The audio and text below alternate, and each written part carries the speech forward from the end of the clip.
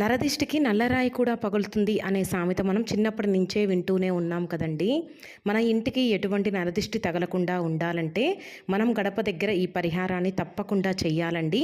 మనం బూడిద గుమ్మడికాయతో ఈ పరిహారం చేసినట్లయితే మనకి నరదిష్టి అనేది తగలకుండా ఉంటుంది. మన కుటుంబం అనేది ఎదుగుతూ ఉన్నా కానీ, మనం కొత్తగా ఇల్లు కట్టుకున్నా కానీ, మన ఇంట్లో ఉన్న కుటుంబ సభ్యులు ఆర్థికంగా అభివృద్ధి అవుతున్నా కానీ చూసి తట్టుకోలేని వాళ్ళు చాలామంది ఉంటారు. వాళ్ళ చెడు దృష్టి అనేది మన ఇంటిపై పడకుండా ఉండాలంటే మనం ఈ పరిహారాన్ని చేస్తే చాలండి. మన ఇంటికి ఎటువంటి చెడు దృష్టి అనేది తగలకుండా ఉంటుంది. ఈ పరిహారాన్ని మనం వీలైతే తప్పకుండా అమావాస్య రోజు గనక చేసినట్లు అయితే మనకి మంచి ఫలితం అనేది ఉంటుందండి. అంతేకాకుండా ఏ సమయంలో పడితే ఆ సమయంలో మనం ఈ బూడిద గుమ్మడికాయని ఇంటికి కట్టుకుంటే ఎటువంటి ప్రయోజనం అనేది ఉండదండి. దానికి ఒక సమయం అనేది ఉంది. దాని గురించి నెక్స్ట్ వీడియోలో పూర్తిగా తెలుసుకుందాం.